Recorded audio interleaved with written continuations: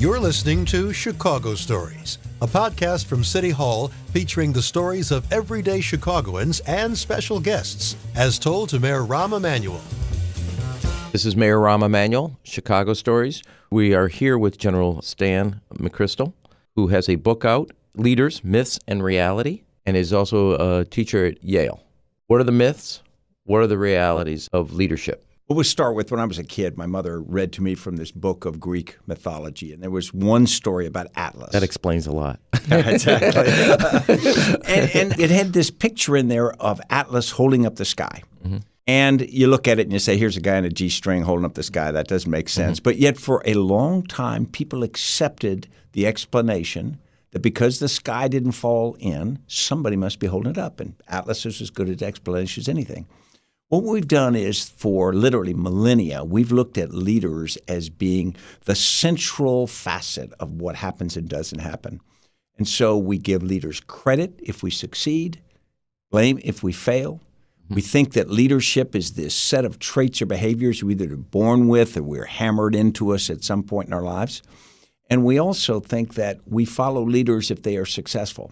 What we found is in all three of those cases, that's not true. That's not actually what happens. Mm-hmm. There's not a generic set of leadership traits because it's intensely contextual and it has to change constantly. We found contextually to the moment in time, to the person, to the event. To the followers, everything. Okay. And so even the same leader has to constantly change if they're truly going to be effective in the moment. Mm-hmm. And then the idea that the leader is the fulcrum of history that bends the arc of history to them, that's really not true either. In fact, most leaders emerge from a situation that's already happening. Take Martin Luther and the Protestant Reformation. He didn't start it. Mm-hmm. He got in front of it. Now, he had an effect, but he was part of it. He interacted with it. And that's true time and time again. And then finally, the idea that we are actually good judges of leaders as followers is not borne out by history either. We elect, we select, we support, we follow people that in many cases take us exactly where we don't want to go or shouldn't go. And we do it time and again. And so if we think about leadership and we simplify it down to the great woman or the great man, we almost always get it wrong. We miss what really leadership is. Exactly. Do you think leaders in kind of business are different than leaders in public service that are different than leaders in the armed forces?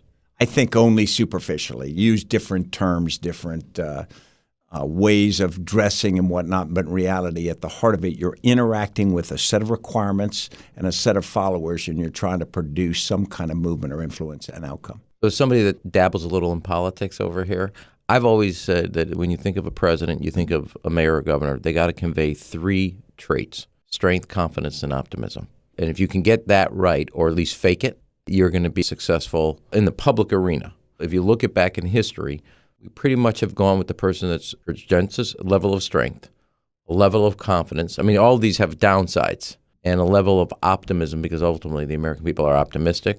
They assume a leader will kind of have a certain strength to take them through something. And then they have a confidence about themselves and about their ability to handle a situation. You don't see this as attributes. You think it's something slightly different. No, I don't think they're attributes. I think they are behaviors that are basic, and that's very true in the military. Mm-hmm. Or look at a CEO.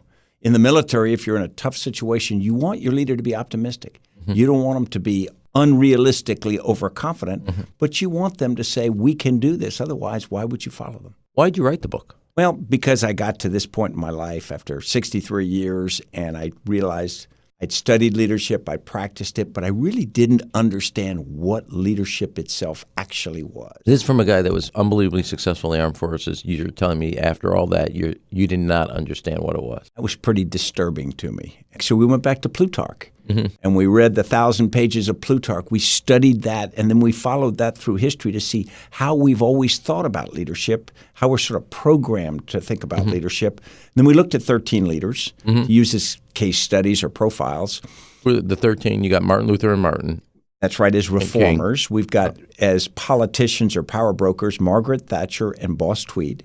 We've got geniuses, Albert Einstein and Leonard Bernstein.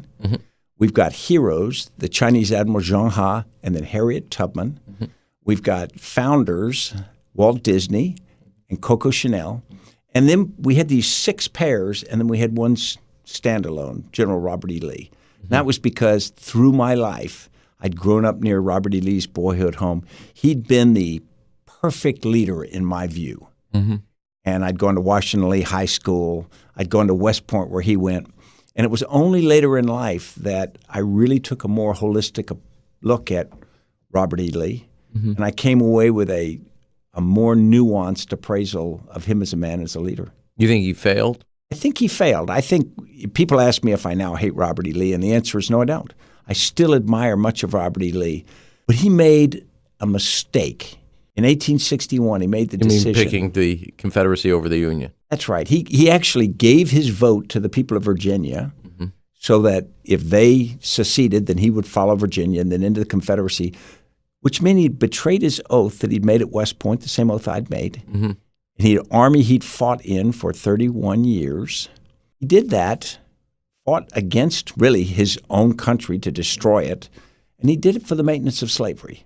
Now, there's no way you can look around and ignore the fact that he did that. And it doesn't mean he's evil. It doesn't mean I now hate him. It means to me that he's flawed and he's human just like the rest of us. It was just a more mature view of who he is. I think so. I mean, as I mature, I'm not sure I could have reached that view when I was younger.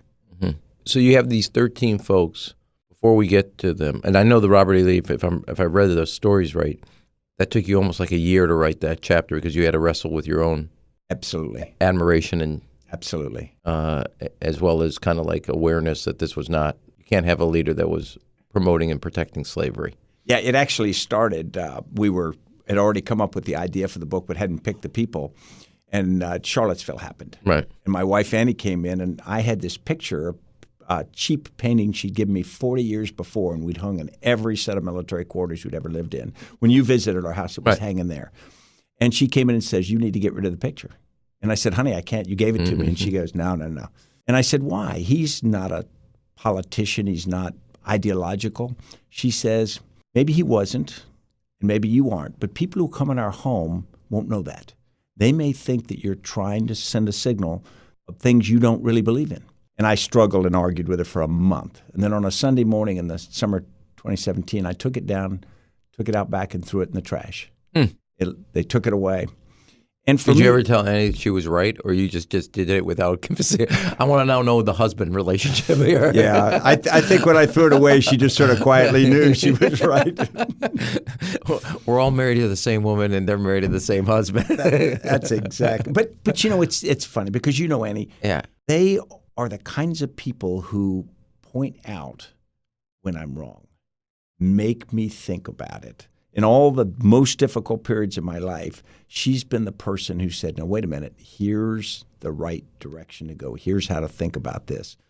And it's just extraordinarily reinforcing to have the ability that someone will point that out to you when you desperately need it. Yeah, well, usually it's like 3 stages. First, you reject it, you argue it.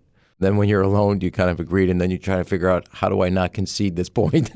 I pretend it was my idea. It takes a lot longer to get to the yes part. That's right, exactly. So let me ask you, who you have 13, who almost made it and didn't make it, and why did they not make it? Who's on the editing floor that we should actually think about? Yeah, there were a bunch of them. We went through Joan of Arc. We went through Katharine Graham of the Washington Post.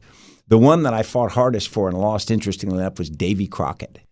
Because when we did Heroes, we did Harriet Tubman, and at first we were going to match her with Robert E. Lee, and we said we weren't looking at real heroes, we were looking at people who were perceived as heroes. And then we realized that might be uncomfortable politically. So we decided to pull Robert E. Lee and do him separately. So we put him with the Chinese Admiral Zheng He, who most Americans don't know of, but yet a huge figure in China now.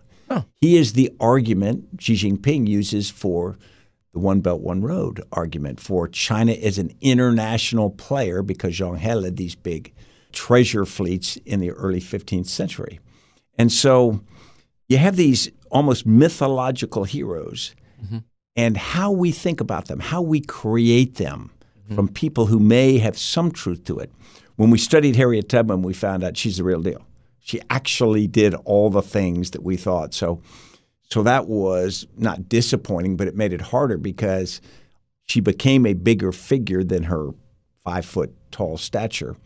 But it was interesting to look at how we need heroes. I liked Davy Crockett because he was a real person. He did some interesting things, but yet his mythology grew. When I was a child, Right. the Ballad of Davy Crockett, I can still sing it, and all these kinds of things, just grew to the huge stature. And it says more about us as followers than it does about them as people. We need those heroes. If we don't have them, we create them. And You think we need psychologically, as followers, the hero worshiping? we do. I think we need them. Psychologically or some material way? Exactly. And so we force people in some cases in today's world to try to make themselves into heroes.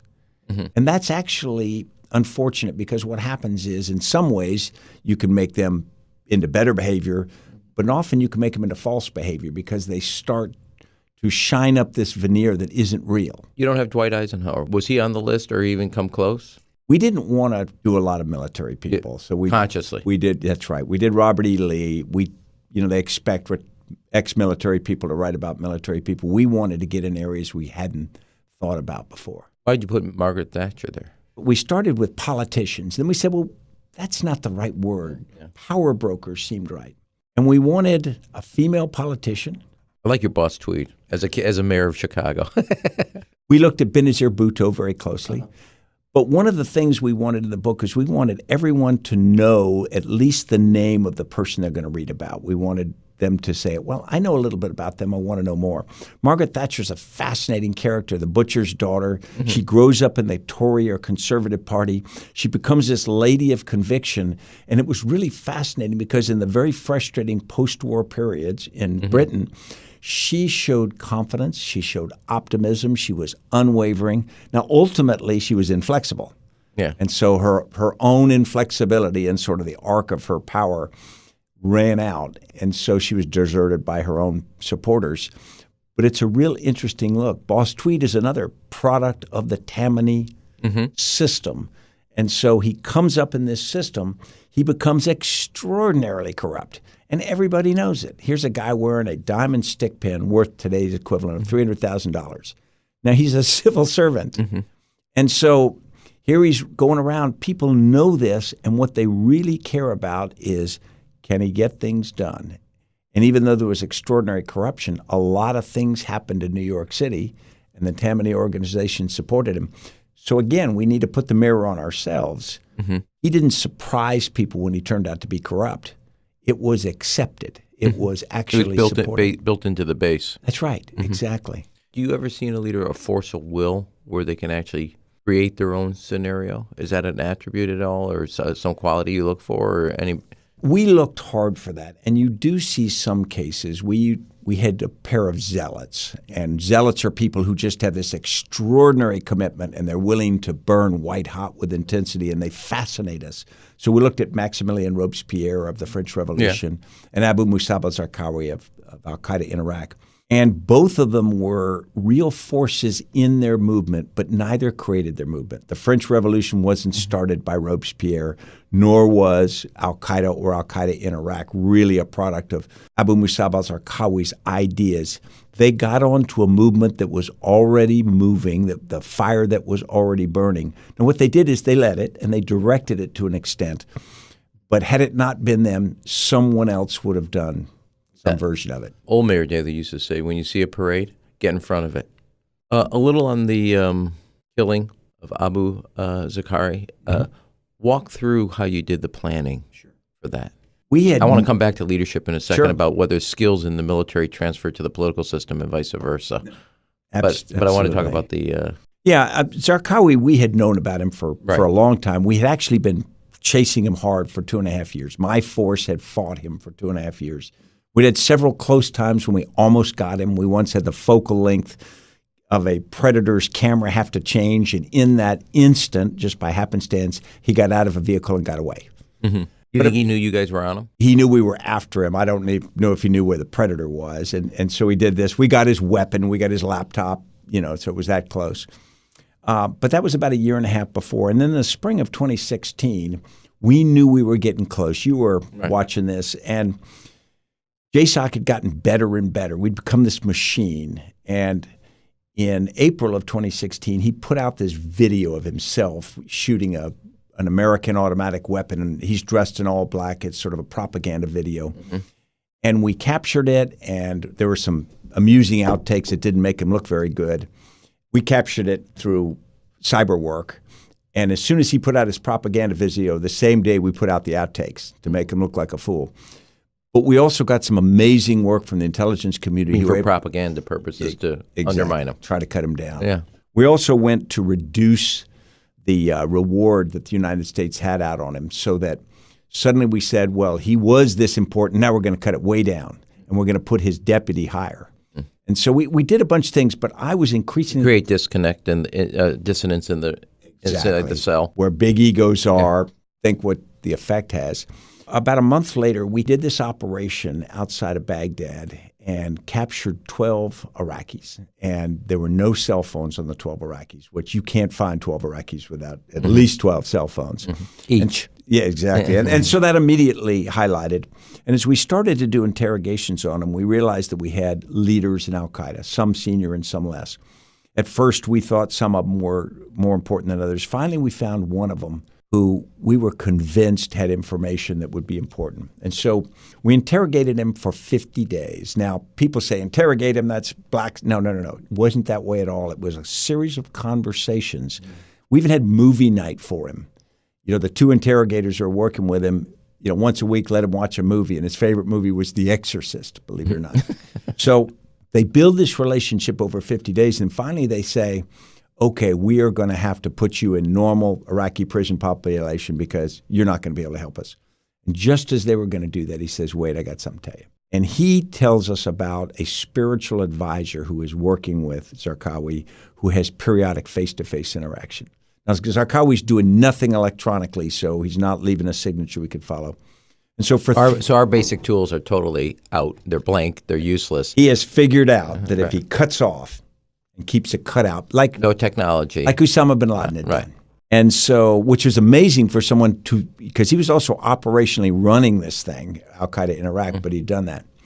So we identify the spiritual advisor, and for 3 weeks we watch him 24/7. And we're also talking to this detainee who's telling us more about him. And finally the detainee one day goes, as we're talking, he says, when you see him move his family the next day from the house where he was living in Baghdad, the next day he'll visit Zarqawi because that's what he does. So we're watching him. We see him move his family. So the next morning, as we're watching with people on the ground and also with predators, he gets in a car, he goes out and he drives around, and then he comes back to the house. And we got, wow, wait a minute, what's wrong? Then about an hour later, he gets in a car and goes again. And now he heads out of Baghdad, heads north. I thought he was going to head west. Heads north. We're watching him. Suddenly the car pulls over on the side of this divided highway. He gets out. The car just drops him and leaves. 10 seconds later, a truck comes up, comes right to him, picks him up, and they drive on. And it's tradecraft, and it was really impressive. He then went north to an area near Baqaba. We were able to follow him the whole way, and he went into a store and a little restaurant, came out a different entrance, and we followed this. And we followed him to this house that was kind of in a suburb with a road in front of it and a little canal. And he pulls into the driveway, and a guy dressed in all black comes out, looks like Johnny Cash. And we're watching again from above, and we're just stunned. This is Abu Musab al-Zarqawi in his Abu Musab al-Zarqawi outfit. And so the commander of the task force right below me says, okay, I'm going to launch a Delta Force raid, which we do immediately. And then they come to me. We have people on the ready. They're just ready. All the time. That's right. They're ready for the green light. We hit send. Exactly. Okay. So we hit send.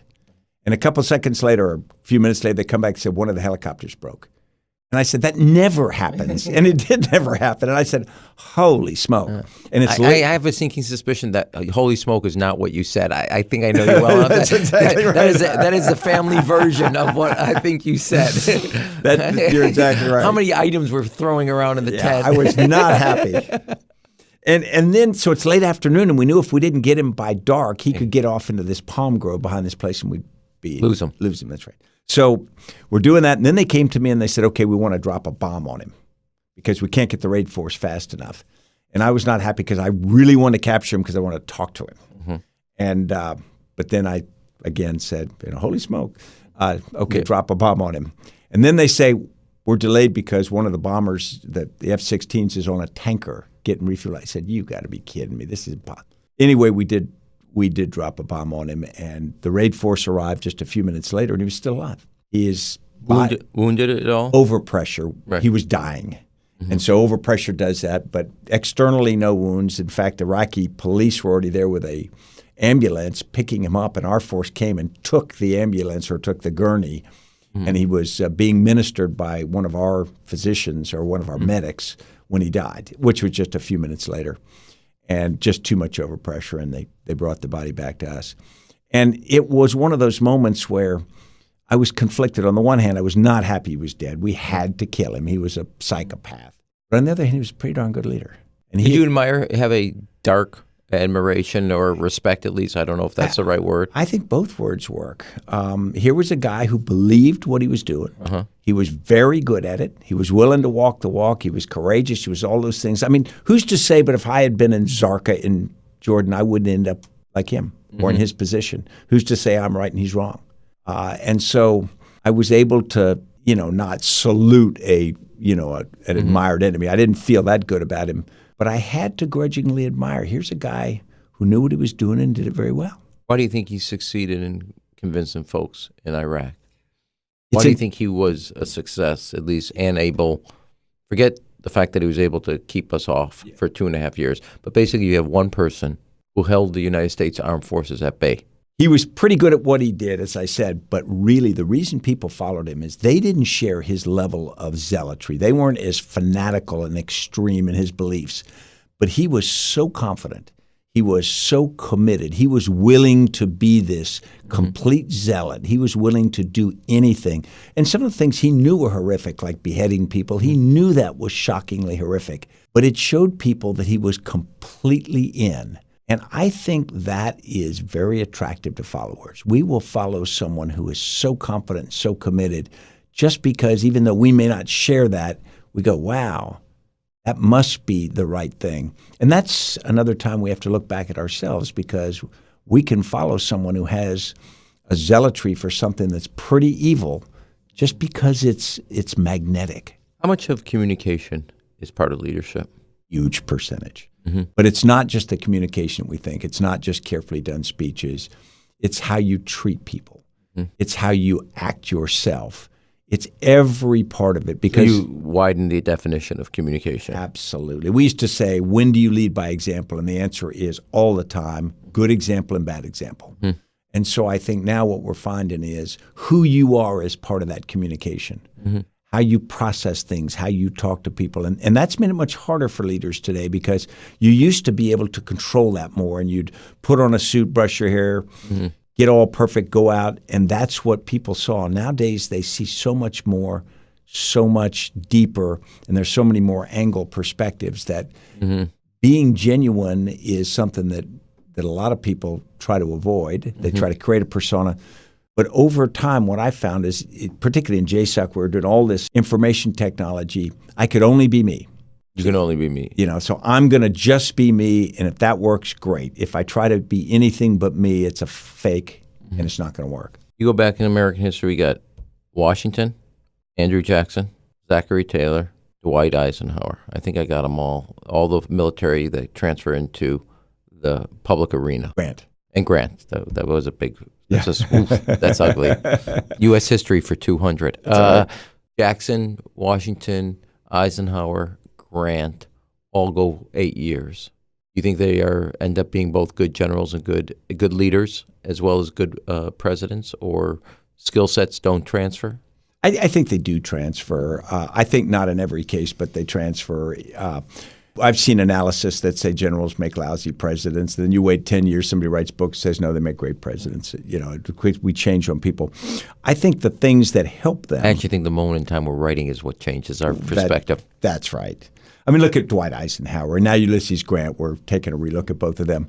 I think the organizational skill is very important. One is you're running a big institution. It's got to have logistics. It's got to have all these different things. I think there's a measure of courage that's required, not just physical courage, but decisional courage.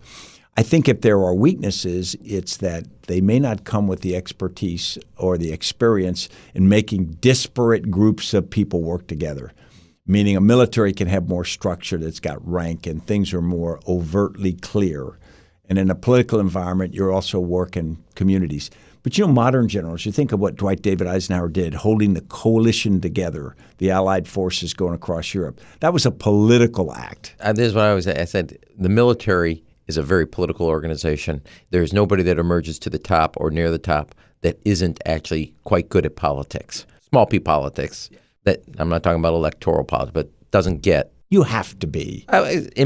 We have this bifurcation, and it's BS. It's actually made up. It is. We're in a period of time, and I've been through two presidents, and you have President Trump here. What is the balance between civilian and the military? And do you think we're out of whack, or actually we just have a nostalgic view in the past of when it was in balance, when it may be, in fact, there's things I read during the Nixon period of time between the military and the civilian, and it was not exactly as history sometimes gets written.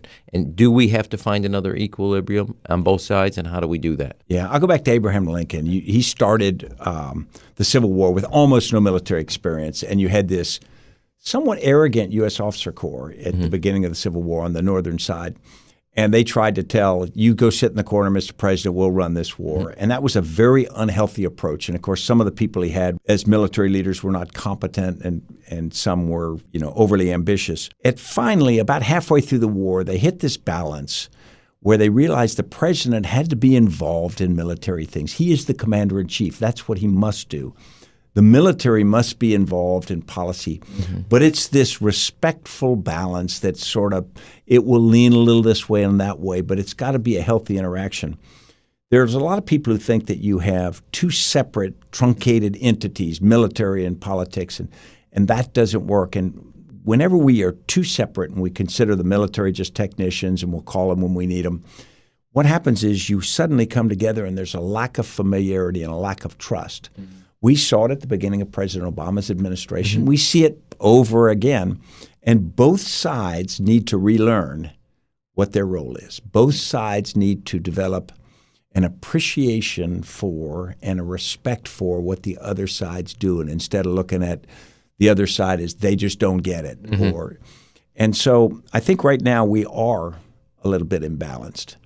I think that President Trump has got to think through exactly what his role with the military is, because the politicalization of the military is a very dangerous thing. His term, my generals, was always very offensive to me because they are the nation's generals. Now, they may be people that he worked with, but I think that's a learned skill, but it's on both sides. The military has a responsibility to step forward, not just learn, but also help set the relationship from their aspect. Yeah, because one of the things, we think about this nostalgia, but the fact is when you look at the Cuban Missile Crisis, there's a great book, 3 Minutes to Midnight, or 2 minutes. Yeah. When you look at what Maxwell Taylor and some of these guys were doing to Kennedy, and here's a guy that obviously from World War II has his own military background, they had no respect for either him or Bobby.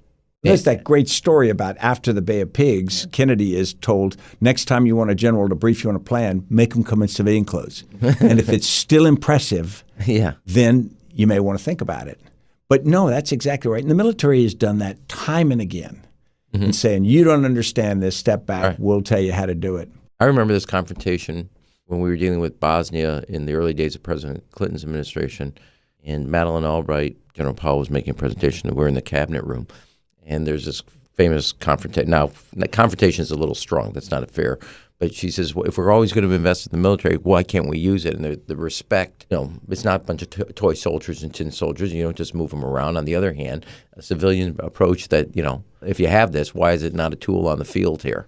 And it may be that one of the best things you can do in an early part of administration is a little more of the civilian side getting to understand the military, and a little more of the military understanding the multiple different pressures of the political side. I actually think we're a little in imbalance now in that the military has been so respected and revered for the last 20 years. It's gone to their heads? I think it has. There's a self-righteousness to it that says, I served. Now, wait a minute. There's a lot of people serving in different ways. And I think it's unhealthy when we have a smaller military who ever is even tempted to think that they are the repository of patriotism or repository of anything like that. Because once that mindset grows, then you can start to drift toward what we see in a lot of countries where the military thinks they are the saviors of the nation. So I'm a great believer there has to be this deep interaction, much more so. As I told people, if I had to do all over again for Afghanistan, I would have started by recommending we all go whitewater rafting. President Obama, the Vice President, you, me. Right. Everybody that was stuck in that situation room for 4 weeks. And just drink a lot of beer, don't talk about the war, but get to know each other well enough so that when it gets hard, we trust each other. You go, yeah, I know Ram. We almost never have time to do that until after the fact when we go, we screwed that up and we got to get it better. I think we spend so much time trying to build teams, sports teams and whatnot, but for the most important thing we do in our country, governing our nation, it's really not a team, and there's not much effort. Now, there's a lot of put into making it. One of the things I'm proud of as mayor is, I think we're not there yet, but we're on the right trajectory, is we turned a school system that was once referred to as the worst to actually now leading the country in many things. Military post-Vietnam, drug-infested. And I actually think it's one of the things that people don't, I mean, maybe you guys study it at West Point, et cetera, which is, it's one of the most, I mean, in the public sector, we don't have Chapter 11. We don't have Chapter 7. So how do you do a turnaround where you just can't give everybody a haircut? I think it's one of the most impressive turnarounds, whether private sector, public, that the armed forces of the United States that comes out of Vietnam broken, for lack of a better summary. And today it's revered 30 years later, and it's truly the representative of the country and the kind of the best of the best. Do you think, what were the right key moments? Who plays a role in that? And if you had to do it all over again, would you still have a volunteer force rather than a national force? That's a great question. That goes kind of parallel parks into the topic about the not trust, not knowing each other. Yeah. My father was very involved because he came out of Vietnam and became a young general officer right after that, and he was working for General Bill DePue. And they started this transformation of the military. And several things happened at once. First, as they came out of this defeat, they'd lost confidence, lost credibility, there'd been dishonesty, My Lai, and things like that. They decided they had to fix that. And so they changed some personnel issues. One was how you pick commanders. They went to central selection of commanders so there'd be less nepotism and whatnot. And they lengthened command tours. In Vietnam, it had been 6 months, and in the U.S., it had been roughly a year. They lengthened that to 30 months plus or minus 6. Huge difference. Fewer people got the opportunity to command at the battalion and brigade level, but what you got was the opportunity for people to reap what they sow, stay in command long enough to be truly stewards of it. So that was a real positive. They did some assignment policy changes, which professionalized the officer corps. We went to a volunteer army, which, we'll talk about that in a second, solved a lot of problems. Really? It did, because you had draftees who were unhappy, and people equated the draft with Vietnam. Now, it had predated Vietnam, but you just sort of – it allowed you to cut that and say, we're not in Vietnam anymore. Look, no more draft. And then we did some changes. We rotated the force toward Europe. And partly that was to say, okay, Vietnam happened. We're not going to do that again. And bought some new equipment and whatnot, changed how we trained. And I entered the Army just as all this was happening. And it was extraordinary how fast the Army was improving. I mean, literally every month you could feel we were getting better and better and better in the early 1980s particularly. And so it was intentional things that were followed through. Not everything was perfect, but it really got better and better. On the volunteer Army thing, I actually believe we have to have a draft now. You think we should have I do. Now, I'm not representing all my peers. I think most, and I was – Well, your peers aren't here. I'm talking to you, right. so I don't really care what they – You and I have talked about national service. Exactly. So we have both have a passion for this. I think that the idea that what the problem we were solving in Vietnam, the dissatisfaction and whatnot, is gone now. I actually think that we would be better to draft people, but make it a very fair draft. Go across zip codes, go across universities. Don't allow – the race, lower gender, parts. income, Yeah, everything. because we didn't do that in Vietnam. And get people in that are a mix, because then I think you'll produce better alumni from the services, and you'll get different ideas.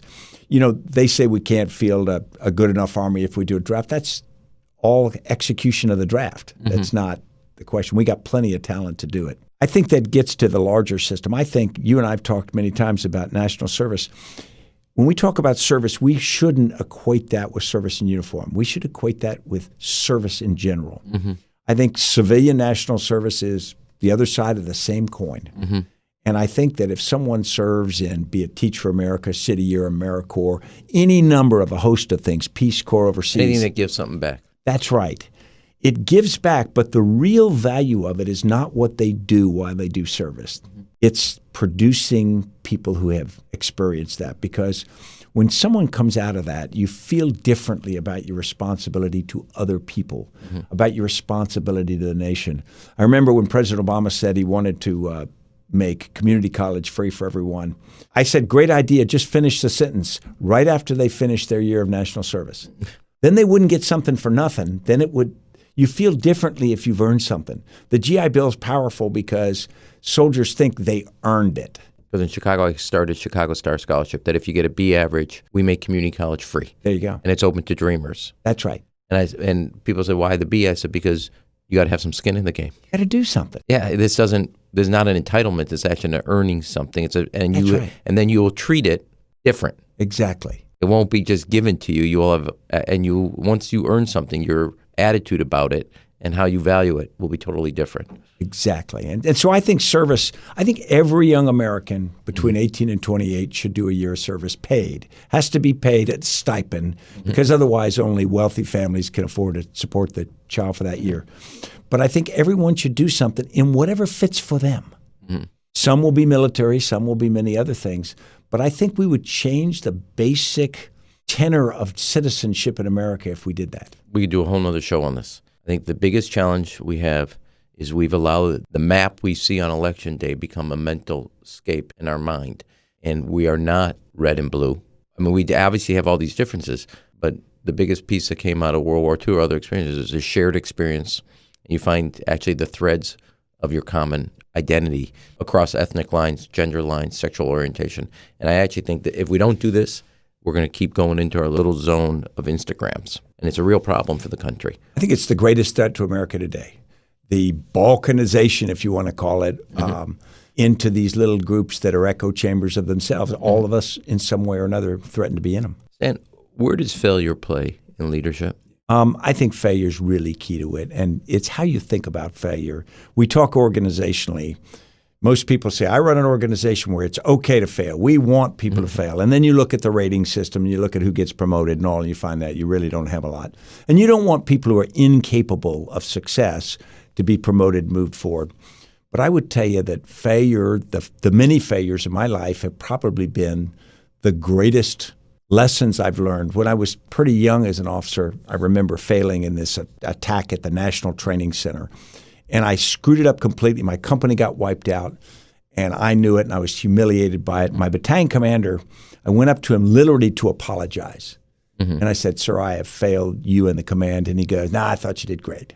Now, he knew I didn't do great, and I knew that. But what he was doing, he was saying, okay, I get that, but you are not a failure. You just failed. Later in life, and you were involved with the Rolling Stone thing that ended my military career, there's lots of different versions of what happened. But at the end of the day, when you have a controversy, there's failure involved. I didn't finish the command that I wanted to finish. And I had two options at the end of that. And Annie, my wife, helped me with this an awful lot. As soon as it comes out, whether you think it was right, wrong, or indifferent, you get a choice to make what you're going to do in the future. And if you want to go back and relitigate the failure and you want to argue about that for the rest of your life, you can do that. The problem is nobody cares and it doesn't change the past. But you can control the future. And if you just say, all right, I now have new experience. I have a little more scar tissue. Maybe that makes me stronger. I'm going to operate from there. Then I think you actually benefit from it. Now, I'm not out looking to fail so that I get more scar tissue. But I think you'll find that people who have had some, and sometimes pretty painful failures, you come out of it better. This is my lecture at graduations. This is a milestone of success. It's important, but you haven't learned anything yet. That's right. All the failures on the way to this day that were the most important, not this day. And how do you react to failure in your friends or colleagues? This is one of the things I was taught. When I have had failures, I do remember the people that reach out. I make an effort. This is how Jamie Dimon and I became friends. When he was fired from City Bank, called him the next day. I make it purposely to call people when they're down. Right. I mean, it's deeply appreciated. Each of your kids are in the armed forces. Just the one. So no, he's actually a defense intelligence analyst, Okay. counter-terrorist guy. Do you think you would have done the armed forces if your dad wasn't in there? Yeah, it's a great question because my father and grandfather, all my brothers, my sister married one. I married the daughter one.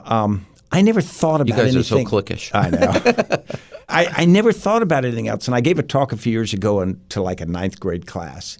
And this girl goes, "Did you ever consider anything else?" I said, "No. When I was young, I wanted to be like my father. So I didn't consider anything else." And she looked at me and she goes, "Do you think that was smart?" And I said, "All right, shut up, kid." No, but the reality was, I wish I had considered other things, but I'm thankful that I ended up in the military because I ended up loving it. I want you to know this about Chicago. Every branch of the armed forces runs a high school. Only city in America. Rickover Navy, Air Force, Phoenix Military. We have the largest junior ROTC program. We have Marine Math and Science, also run with Argonne in partnership. I'm mayor till May 20th. Anytime you're flying through Chicago and you have an extra 2 hours, I'd love to bring you Phoenix Military. General Milley actually saw it, came there. Perfect. It's rated now number 4 in the state, best high school. Great. I'd like you to come and speak to the kids. I'd love to. So I'd be honored. It's an open invitation from the mayor of the city of Chicago. I'd be honored. We'll make sure that all branches respect you, even if it's most competitive. Even the Navy, right? Yeah, even the Navy. We'll make sure they give you. But we're actually moving Rickover Navy. It was a co-located high school. We're giving them their own building, and they're going to expand. We've expanded the military offerings by 1,000 seats. So great. And we have a waiting list for kids to get in. Yeah, that is so powerful. Only city in America. So anytime you happen to be in Chicago, we'll make sure the family goes home with deep dish pizza or anything else you need. All right, we have a quick round. Sure. Okay? You don't have to know everything about Chicago, but just at a level. Thick or thin pizza? I like thick. Okay. Are you just saying that to suck up, or you actually do? Okay. What do you like on your pizza? I like just cheese. Just cheese. People don't put that other foolishness. It doesn't belong on pizza. Go get a salad. We can get you a bungalow in Chicago already. You seem pretty passionate about this. Cubs or Sox? Oh, Cubs. Okay. We go to Cubs games. Eddie and I go to Cubs games when we're in town. Yeah. We really enjoy that. Sears or Hancock Building?